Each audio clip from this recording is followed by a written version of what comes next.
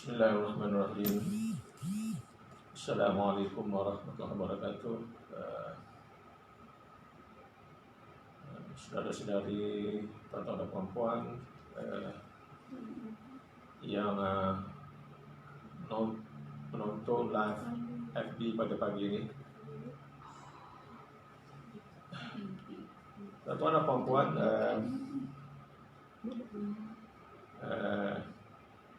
InsyaAllah pada pagi ini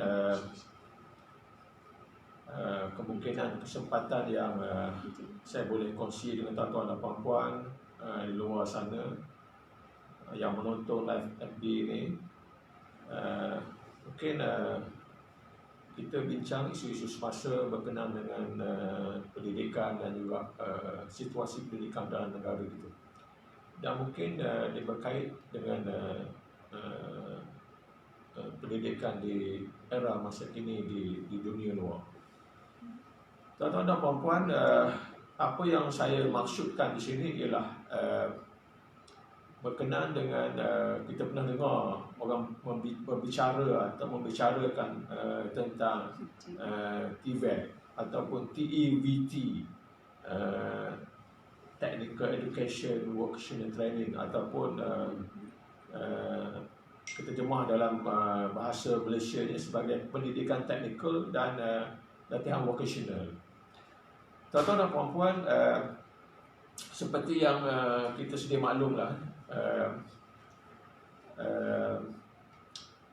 kalau kita berbicara atau bercakap tentang TVET ini, maka sudah pasti dan kita akan dikaitkan atau mengaitkan dengan pelajar, institusi, dan juga yang lebih fokus ialah bagaimana TVET ini sebagai satu saluran untuk kita menghasilkan tenaga mahir dalam bidang teknikal dan vocational. Tuan-tuan dan puan-puan,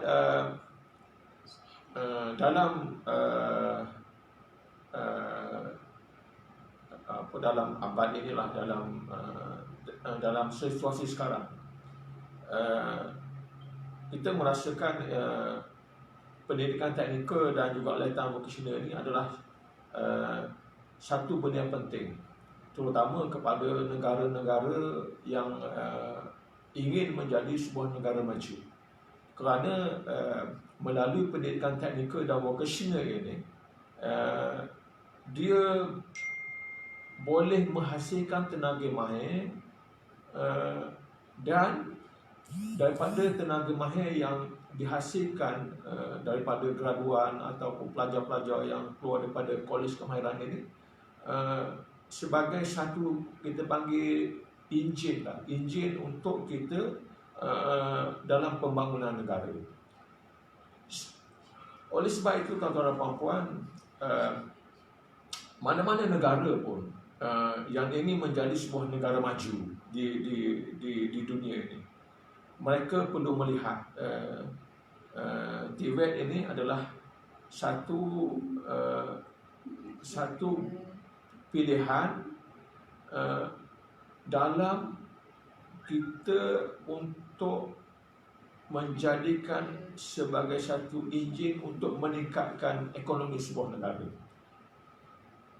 Oleh sebab itulah, kalau contohnya Malaysia berhasrat untuk menjadikan TVET ini ataupun pendidikan teknikal dan latihan vocational ini sebagai pemacu kepada pembangunan ekonomi hari ini dan juga masa depan, maka dia perlu fokus untuk meningkatkan atau menambah dari segi peluang-peluang kepada pelajar-pelajar untuk mengambil bidang TVET ini, dan seterusnya mesti kita tingkatkan kualiti latihan kepada pelajar-pelajar berkenaan secara keseluruhan.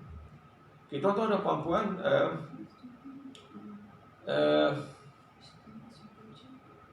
ada setengah masyarakat lah, kita lihat di luar sana, melihat pendidikan teknikal atau vocational ini sebagai pilihan terakhir kepada pelajar. Bermakna kalau pelajar yang pilih bidang teknikal atau vocational ini, maka pelajar itu bukan kelas yang pertama atau dipanggil second class student. Maknanya orang yang ambil teknikal ini tak ada kelas dah di dalam masyarakat. Ini berlaku mungkin disebabkan pendidikan kita yang dahulu, yang sebelum ini, yang meletakkan status pendidikan teknikal ini sebagai pilihan yang terakhir atau pilihan kedua, dan meletakkan pendidikan lain seperti pendidikan sains ke pendidikan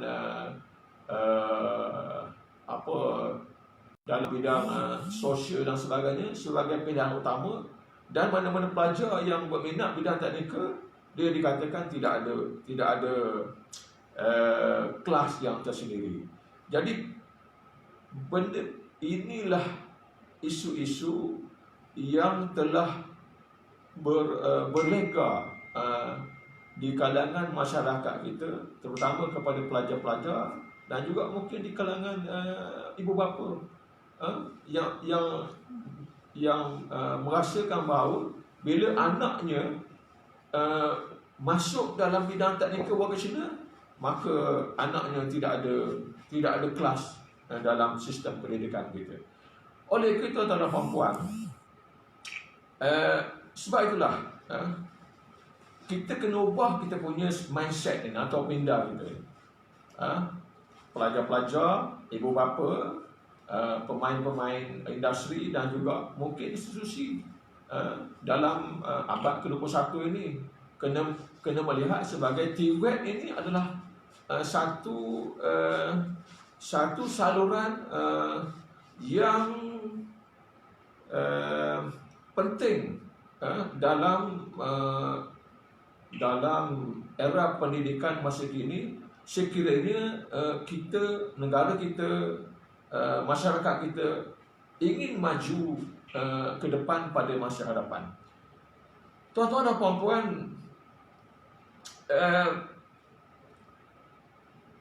sebagai contoh, negara yang kita lihat majulah dalam bidang TVET ini, dan dia telah melihat bahawa dia sedar awal lagi bahawa TVET ini adalah pemacu ekonomi untuk menjadi sebuah negara maju. Sebagai contoh, kita melihat Jerman.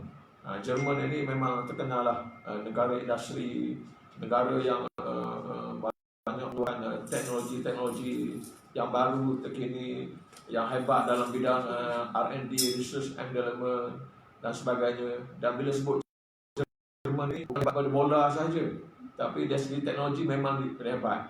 Dan ramai pelajar-pelajar kita yang telah menyambung pelajaran ke Jerman dalam bidang teknikal dan vocational. Dan alhamdulillah balik ke Malaysia, dia telah menjadi seorang pelajar yang baik, yang hebat dan boleh menyumbang dalam membangunkan negara kita. Tuan-tuan dan puan-puan, saya nak contoh Jerman ini. Jerman ini kenapa dia menjadi sebuah negara maju dalam dunia? Antara negara maju di dunia kita melihat. Kerana apa?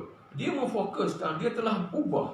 Kalau mungkin kita melihat sains itu adalah pilihan yang pertama, tapi di Jerman ini dia tukar. Dia melihat teknik pendidikan teknikal ataupun TVET ini sebagai pendidikan yang utama. Sebab itulah di Jerman ini kita lihat sebab lebih kurang 60 hingga 70% daripada pelajar mereka dia masuk kepada aliran vocational. 60-70%, bermakna lebih daripada 50% pelajar dia masuk ke bidang vocational. Kenapa? Kerana negara dia telah meletakkan TVET ini satu level yang tinggi. Bermakna pelajar-pelajar yang masuk TVET, pelajar yang ada kelas yang tersendiri. Dan pelajar-pelajar inilah yang bantu negara untuk bangunkan negara Jerman. Sebab itulah tidak heranlah Kita melihat negara-negara kalau fokus dia kepada Tibet, insya-Allah dia akan boleh membangunkan negara dalam masa sekejap. Yang kedua, tuan-tuan dan puan-puan, kita melihat dalam negara Asia kita pun tak payah Jerman jauh sangat di Europe sana. Sampai ke Eropah nak fikir Jerman. Kita tak pernah sampai Jerman pun. Kita pergi sampai dekat dengan kita. Sekarang ni apa kita lihat? Kalau Singapura, jiran kita di bawah. Singapura apalah sangat kan? Sebuah pulau yang kecil. Saya rasa lebih kurang pulau mana tu? Pulau Ketam tu kan? Sebuah pulau yang kecil saja. Kan? Tetapi kenapa dia boleh membangun negara? Lebih hebat daripada negara-negara lain. Mungkin lebih hebat daripada negara kita. Kerana dia memfokuskan bahawa Tibet ini adalah pemacu. Sebab tu negara dia adalah negara perindustrian. Pekerja-pekerjanya pekerja mahir dalam bidang industri. Pekerja-pekerja mahir yang bidang teknikal. Pekerja-pekerja mahir yang diambil di bidang vocational. Okey.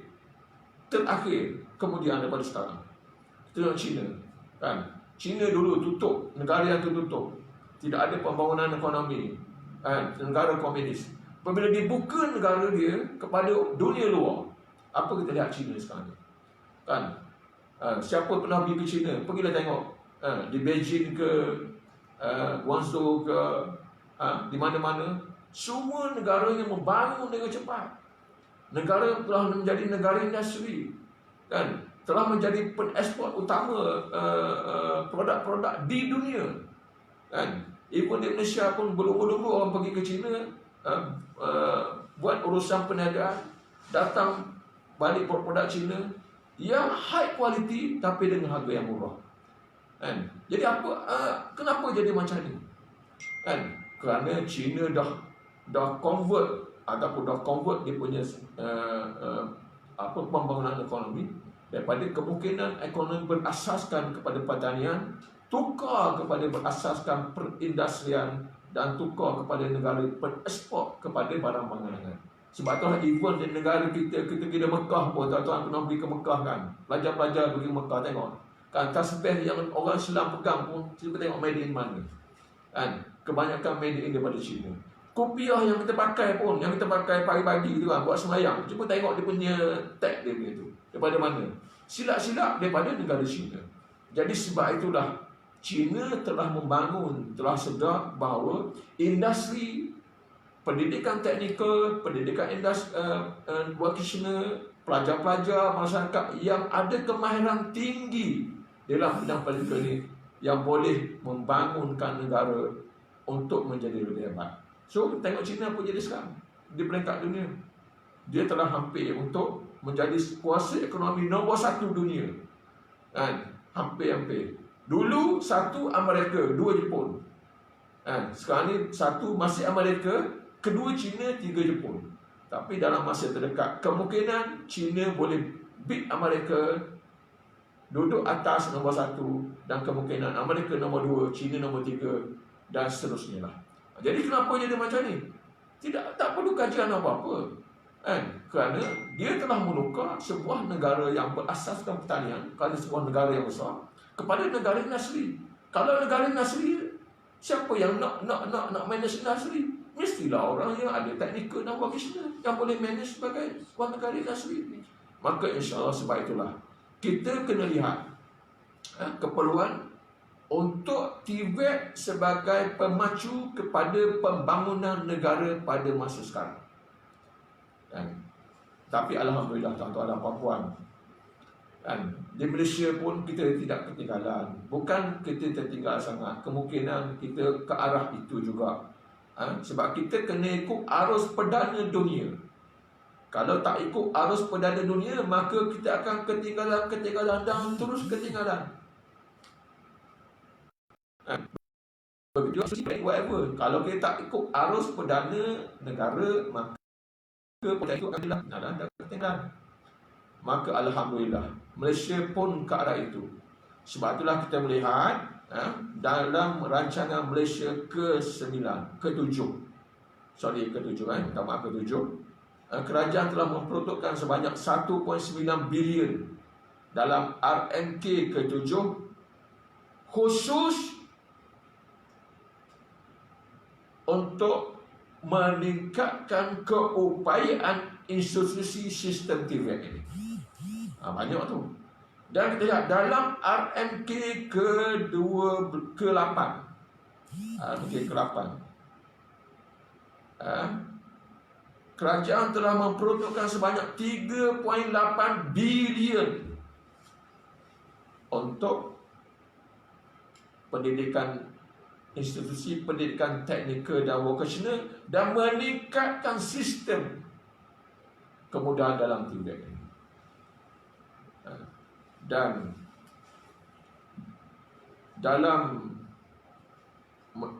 rancangan Malaysia ke-11 dan juga dalam peruntukan 2020, kita melihat kerajaan terus menambah peruntukan untuk pendidikan TVET ini kepada 5.9 bilion daripada angka peruntukan yang meningkat saban tahun, saban RMK, saban masa.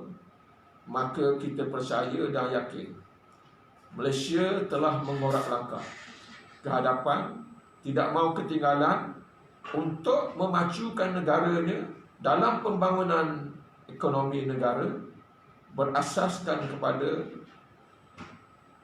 TVET. Bermakna masyarakat TVET memacu pembangunan negara Malaysia pada hari ini. Tuan-tuan dan puan-puan,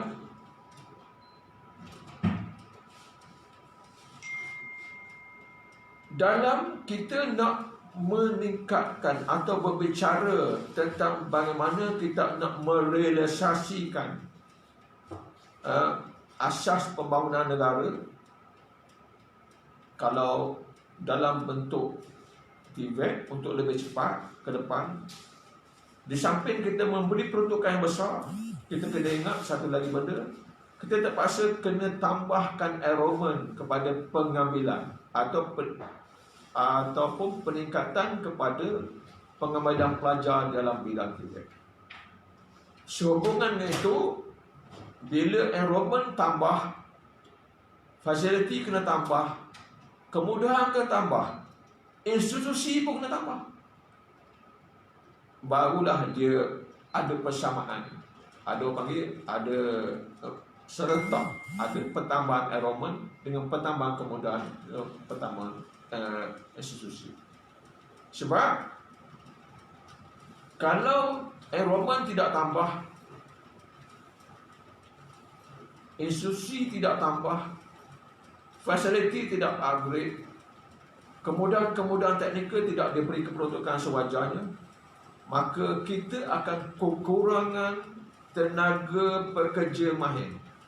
Sedangkan di luar sana, industri-industri kita yang berada di merata-rata di negara kita ini memang memerlukan pekerja-pekerja yang mempunyai kemahiran, kompetensi. Ini asal benda, kompetensi.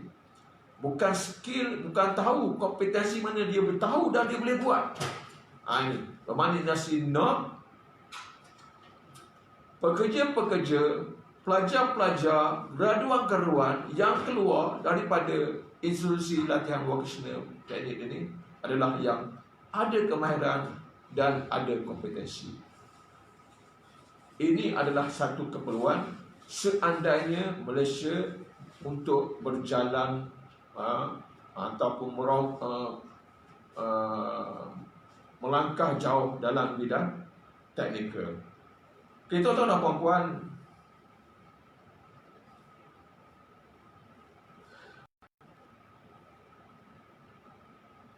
suka juga saya maklum pada pagi ni lah, tuan-tuan dan puan-puan. Seperti yang kita kata, Malaysia ini memang sudah di atas track yang betul untuk memacu TVET atau untuk memperkasakan TVET sebagai pemacu kepada pembangunan negara pada masa depan. Sebagai contoh, saya bagi tuan-tuan dan puan-puan, pada tahun sehingga tahun 2010,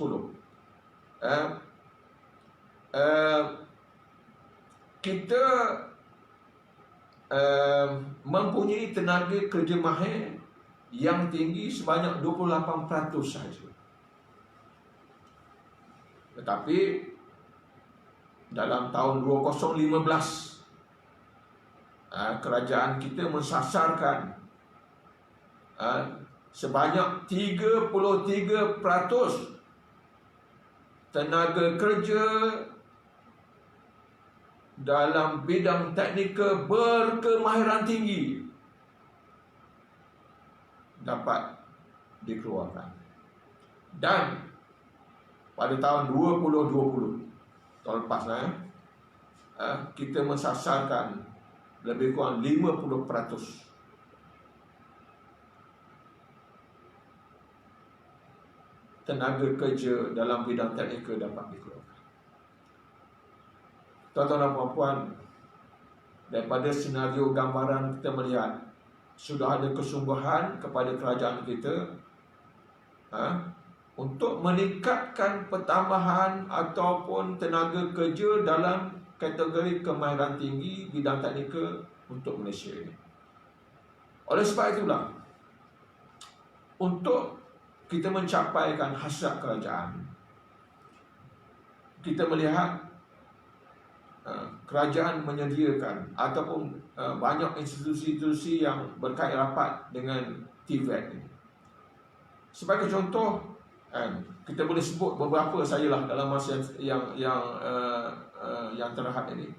Okay, sebagai contoh, kita kata Institut Latihan Jabatan Tenaga Manusia di bawah Kementerian Sumber Manusia sebagai pengeluar tenaga mahir, TVET. Institut Kemahiran Belia Negara di bawah Kementerian Belia Sukan pun juga mengeluarkan tenaga mahir dalam bidang teknikal. Kolej Kemahiran Tinggi Mara pun keluar juga bidang teknikal, kemahiran graduan bidang teknikal. Dan yang kemungkinan yang rasa yang peneraju lah, peneraju dalam bidang teknikal buat masa ini di Malaysia ini tidak lain tidak bukan, dia adalah daripada politeknik dan kolej komuniti. Kemungkinan separuh daripada tenaga pekerja kemungkinanlah datang daripada dua institusi besar ini, iaitu daripada politeknik dan juga kolej. Kerana buat masa ini angka kolej komuniti sudah sampai pada 104 buah kolej yang berada di sekitar Malaysia, termasuk di utara Perlis sampai ke Sabah Sarawak. Dan politeknik, kita ada lebih kurang 36 politeknik dalam pelbagai bidang. Dan semuanya politeknik adalah politeknik yang dikatakan institusi TVET kita. Jadi oleh sebab itu tuan-tuan dan puan-puan, bila berbicara tentang kolej dan politeknik, saya sukalah maklum dalam masa yang sikit saja promosi untuk politeknik kami. Sebab kami ni daripada politeknik Ulu Terengganu, mungkin saya buat suspense sikit lah, tidak cerita berdawah. Jadi sebenarnya saya daripada politeknik Ulu Terengganu. Kemungkinan kita adalah institusi TVET yang fokus kepada niche area pelancongan yang utama dan sampingan kepada akaun. Dan alhamdulillah kita bukan institusi yang baru, kerana kita dah lahir ataupun existing dalam sistem kita dalam tahun 2008. Cuma kita tidak nampak macam politeknik lain. Kemungkinan sebelum ini kita tidak ada kampus. Jadi kita nak malulah orang yang tak ada rumah ni tak boleh nak bercakap banyak sangat. So bila kita dah ada rumah ni, kita boleh jual lah. Datanglah ke rumah kita, kan? Kita boleh minum air bersama, lihat apa macam mana rumah saya, ada perabot macam mana, cantik tak perabot, tempat tidur cantik tak cantik. Jadi kita boleh berani nak wawarkan. So hari ni dalam masa kesempatan yang ada ni, yang orang bagi pada saya ni, alhamdulillah saya cuba nak bukanlah tak banyak nak share, cuma kita nak banggakan. Alhamdulillah pada tahun lepas dalam bulan 9 kita dah pindah ke kampus baru, yang kalau tuan-tuan dan puan-puan daripada mana-mana senang saja nak datang kampus kami ni. Nak pergi ke Tasik Kenyir, Pekalongawi, kami ada di tepi tu. kan. Kalau nak pergi melawat Tasik Kenyir, akan jumpa politeknik kami. Politeknik kami yang terbesar lah di kawasan Ulu Terengganu buat masa ni. Jadi dengan bangunan baru, desain yang cantik, dengan kemudahan yang segala-galanya ada, kita boleh berhenti pada kita dan berbincang dengan kita. Pelbagai sudut nak bincang, kita boleh apa.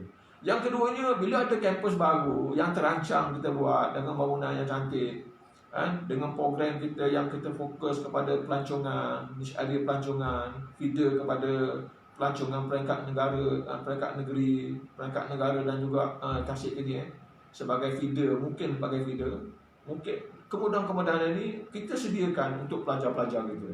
Sebagai contoh, mungkin kalau tuan-tuan dah tahu, minta maaf lah, dah tahu, kita boleh share lah kan. Kita pun ada penyediaan resort kan, yang agak cantik. Banyak kawan datang tengok poli, dia kata, oh cantik kan. Bukan cantik. Itu kata cantik dalam resort. Bila fizikal cantik, insyaAllah dalam pun cantik. Dan kita ada kemudahan-kemudahan lain. Pelajar-pelajar dulu, kalau kita duduk di kampus lama dulu, orang kata tak nak datang Ulu Terengganu. Kenapa? Masalah pertama, tak ada penginapan. Parent tak boleh tinggal anak dia selagi tak ada penginapan. Penginapan pun kena tengok juga. Penginapan yang teruk, dia tak nak duduk. Akhirnya dia pindah keluar daripada poli kita. Kita jadi rugi. Sebab itulah tiap-tiap tahun kita ada masalah dengan pengambilan. So hari ini tuan-tuan puan-puan, kita dah sedia 2 blok kampus, 2 blok asrama yang cantik, yang menarik dan yang terkini. Satu untuk male blok asrama dengan kapasiti lebih kurang 400 orang. Yang kedua female blok, sama juga kapasiti 400 orang dan sedia ready untuk duduk. Sedia untuk duduk. Kemungkinan ada sedikitlah kita punya fasiliti yang kurang, tapi insya-Allah kita boleh handle pelajar-pelajar yang even yang masuk akan datang pada minggu depan itu, pada 1 bulan 3 pun insya-Allah kita boleh uruskan dengan baik. Jadi saya menggalakkan, ada seorang pelajar tu, ialah bila kita dengar Ulu Terengganu, dia ingat Ulu sangat ke? Janganlah kan. Dia bukan Ulu sangat. Datang tu tengok sejauh mana Ulu yang orang sebut. Ada seorang pelajar tu melalui orang lain, dia telefon saya, WhatsApp saya, nak tukar lah, nak pergi, dia dah dapat pelancongan, nak tukar ke poli lain yang sama pelancongan. Saya kata jangan, datang dulu, tengok apa kemudahan kita ada. Sebab orang katalah, kalau tak tengok maka tak cinta kan? Kalau tak jumpa maka tak cinta. Dan sebagainya, tengok apa kemudahan kita ada kan? Jadi kita ada kemudahan apa-apa kan? InsyaAllah mencukupi. Kita ada kafe, kita ada hostel, kita ada pentadbiran, kita ada macam-macam segala yang boleh kita sediakan untuk pelajar, untuk kemudahan pelajar masuk ni. Dan pelbagai lagi lah yang kita boleh lihat, yang memang kita adalah special daripada poli lain. Saya boleh katakan kita special. Hal kita ada ni banyak yang tidak ada di poli lain. Kerana bidang kita bidang pelancongan. Kan kita ada resort. Kalau poli lain ada hotel, kita resort. Kan hotel biasalah. Politeknik Tuanku Sirajuddin di Perlis sana ada hotel. Kan mungkin di Sabak Bernam ada pelancongan tapi di hotel. Tapi di kita special. Special di Politeknik di Malaysia. Kita ada resort. Kalau nak tengok resort, tuan-tuan boleh tengok mungkin dalam website kita ke dalam mana-mana boleh lihat. Jadi saya boleh katakan Politeknik Ulu Terengganu ini adalah politeknik yang pelajar-pelajar berminat bidang pelancongan, terutamanya pelancongan, tolong bolehlah pilih untuk datang belajar di Politeknik Ulu Terengganu. Tapi kalau nak accounting boleh juga. Tak ada masalah sebab kita ada 2 main program kita ataupun jabatan. Satu pelancongan, satu accounting.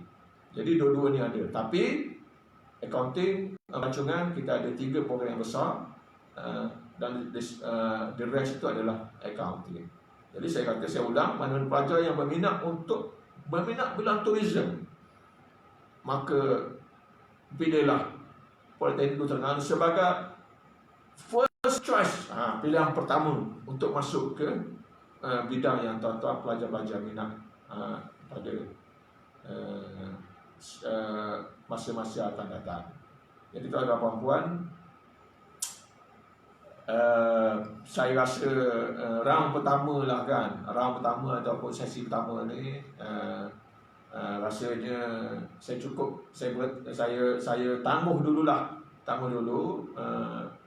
perbincangan saya ni, dan insya-Allah saya berminat lagi lah untuk kita boleh berbincang, share, sebab kami dalam bidang teknikal ni memang kami selangkah bersama-sama negara kerajaan untuk memenuhi inspirasi sebagai sebuah negara Tibet yang dapat membangunkan negara pada masa akan datang. Jadi tuan-tuan dan puan-puan, saya rasa itu sajalah yang boleh kita kongsi pada pagi ini. Cuma saya minta maaf lah kalau ada tersalah ke, terkasar bahasa ke, cakap tak standard negara-negara lain ke, tak standard nasional ke, saya minta maaf lah. Sebab mungkin itu adalah di luar kawalan kita sebagai manusia biasa. Wallahualam. Terima kasih, dan mana-mana yang menonton tu saya ucap terima kasih, dan insya-Allah kita boleh berkongsi lagi dalam platform lain atau dalam siaran lain pada masa akan datang. Wallahu alam. Wassalamualaikum warahmatullahi taala wabarakatuh.